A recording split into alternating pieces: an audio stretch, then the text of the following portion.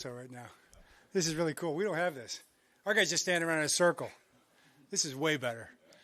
So just it's an honor to be here. We just had a really good practice. We really appreciate Tottenham putting us up here and allowing us to take part in these amazing facilities. I mean, this facility is just eye-opening. Our guys are very excited about it. Saw some of the academy players down there watching practice. They stayed the whole time. Of course, they were pretty intrigued by Tucker and the guys kicking. So that was fun, and they went over and said hi and spent some time together. So seeing the kids out here for the camp, that's really neat to see too. And I know our players are going to enjoy working with those kids. So it's a joy to be here. We had a very good practice. Guys were in high spirits, and we're just preparing for the game, and we're looking forward to playing on Sunday. So what questions you have? So welcome back to London, Coach. Frustrating loss last week, but having watched the All-22, there is a lot to be positive about. Lamar had the highest pro football grade of all QBs in Week 5.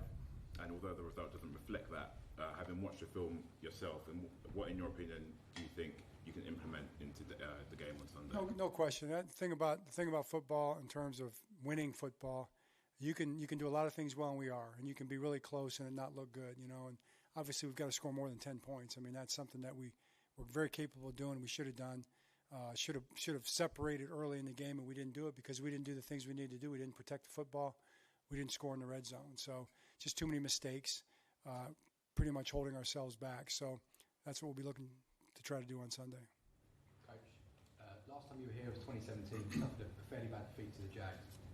What would it mean to you to kind of right that wrong and get that first win in London? Right. It made me feel a lot better about the country, I can tell you that, you know. Every time I see a picture of Great Britain on the map, I have that memory of that game, you know. So that was a tough one for us. It was a few years ago. Obviously, it's a new team, but you know, every game is important.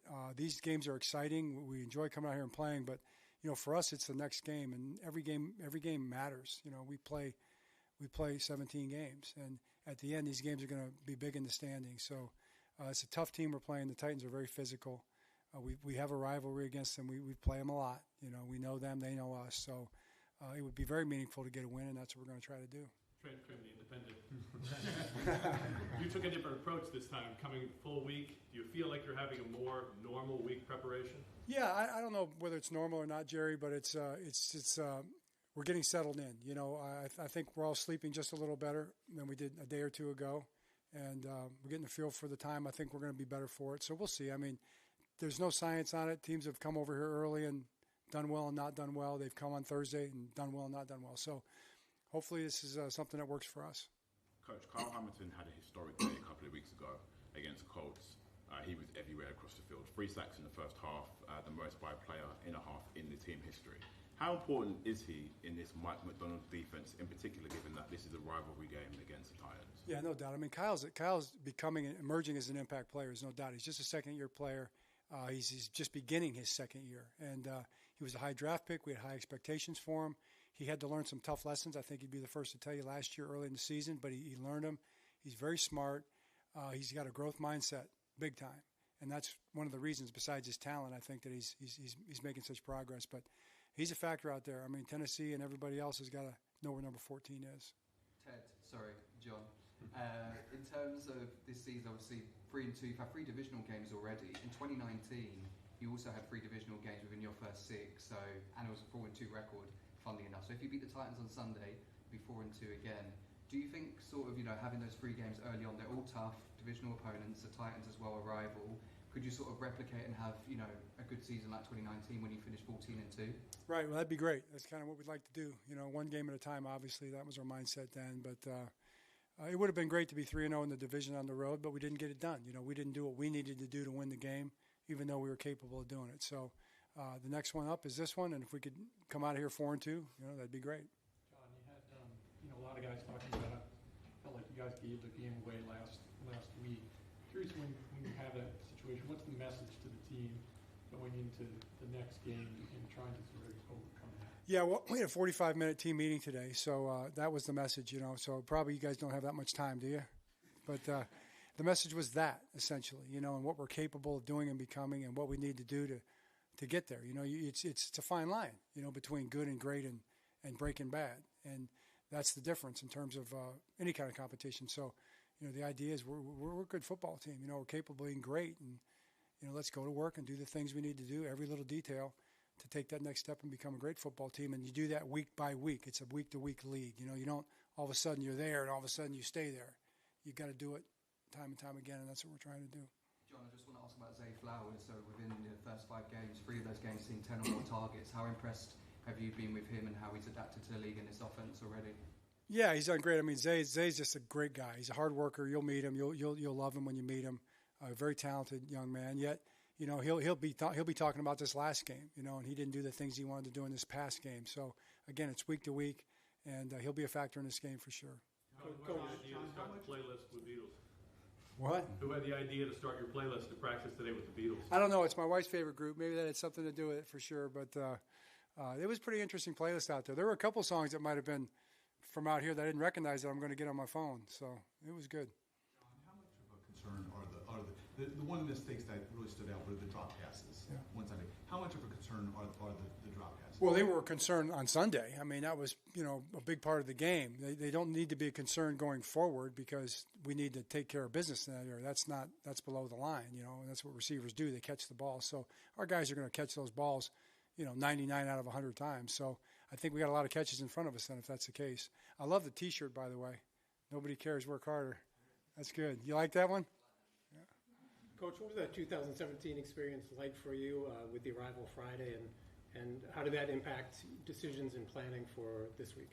Well, it had a big impact because, we didn't feel like we put our best foot forward, so we were pretty much going to do something different. We weren't going to do it the same. And then we just went to work on the timing. And I just took credit to all the people involved. I mean, all of our staff. It's not easy, playing and then getting on a plane the next morning and getting out here with everything we're doing. And then the people where we're staying, the people here, everybody's just been great. So, but the impact was we're going to try to do better than we did last time. It wasn't just that. It wasn't just coming out late. There were other factors, if you remember, that kind of were happening, that I think impacted our guys' mindset in the game. That's history now, and hopefully we're better for it. Coach, can I just ask, off the back of the defeat, we saw some of the players like Lamar go around London yesterday. I just wonder, after a defeat like that, for morale, it must be quite nice to get to explore a new city. What have the players said, and have you got a chance to go around London as well? Yeah, no, I haven't. Like coaches, the players get a chance on Tuesday to be. There's no days off for coaches. There are for players. So we're kind of game planning wall to wall to be ready for today, and to present what we're going to do in the game on Sunday and start practicing. But they were out and about. That's part of the reason we did it. The idea was that they could come down, they could get a chance to get out and around and see things and relax a little bit. And also they'll probably be out to dinner on Friday night just a little bit. We wanted to have them do that. So it's a more normal week for them that way, not just all packed in. And then they'll be able to get focused more on the game. So actually my wife is in town. She was out with a number of the players and the security guys too. She was at the tower today and probably Churchill Museum. So yeah, it's great for everybody. And the families are staying down there too. So there's a lot of pluses. And being here, you now a Spurs fan, or do you support anyone? I'll probably be a Hotspurs fan. Yeah, I probably will be. Man U did come to our stadium one time. So, but what's that? That's a big rivalry, right? It's your team. Oh, okay. You might not get out of here healthy. You weren't too keen on coming back to London after last time that you did play here, but you had a very different team, different quarterback. 6 years later, you are back in London, you are playing the Titans with a different quarterback and a different team. What kind of advice are you giving the players who haven't made this trip and perhaps haven't even been out of the country before? Yeah, the main advice, I guess, we just kind of talk to them about what the schedule is going to be, what's expected of them. Our guys will be locked in. We understand it's a business trip. We're here for a purpose, and the purpose is to put our best foot forward on Sunday. That's what we're here for. If they get a chance to go downtown, that's great. If they get a chance to get out and get dinner, that's great too. But all our guys know. That's why the practice was so good and so spirited. I feel good about that because it means our guys are locked in on what they need to be thinking about. John, we should see Clowney out there. Is there any concern about him? Clowney? No, we got some guys that's a little bit sick. They missed practice because they were sick. John, your linebacker David Ajabo is a player who spent 10 years in Scotland and has brought many new fans to the sport. What sort of opportunities does the new spot for international players on practice squads bring? Yeah, I think it's going to be really interesting to see because we're going to get the mandatory practice squad player in the next couple of years. I think next year it starts, so we're looking forward to that. Now David's path, along with Owe, they're international players that came over and played high school, but only a year or two. He was actually a basketball player, right? and he came over, and the high school football coach kind of said, "Ooh, dude, you need to be playing football. Why don't you come out and give it a try?" And he was kind of like, "You didn't even know what the sport was, I don't think, really." And then he went to Michigan, played for my brother at the University of Michigan, and now he's going to be a star in this league. There's no doubt about it. He gets healthy again, but I think we'll see more and more of that for sure. Okay, 2 more for Coach. Coach, I just wanted to ask. Oh, sorry. It's your turn. Yeah. Coach, there has been a lot of talk about the fields, about turfs in general. What are your thoughts? You guys play on grass in the States. Is that concerning for you guys? Well, there's good turf fields and all that. I'm looking forward to seeing the one here at the stadium. But, I'm a grass guy. I'm with the players on that. I think grass is natural. It plays better, and as much as you can. I just appreciate our owner. Steve Bisciotti, 7-8 years ago, had an opportunity. The players came to him. We were turf. And they just asked him, can you make the stadium grass? And he did it right away. And it didn't matter what the cost is, and he spends a lot of money to keep that grass up. So, I'm a grass guy. Coach, are you confident on Clowney for Sunday? Yes. I was just going to check on Odell Beckham Jr. Just from the training we saw, he was feeling his ankle quite a lot. Is his ankle Who's okay? that? Odell Beckham Jr.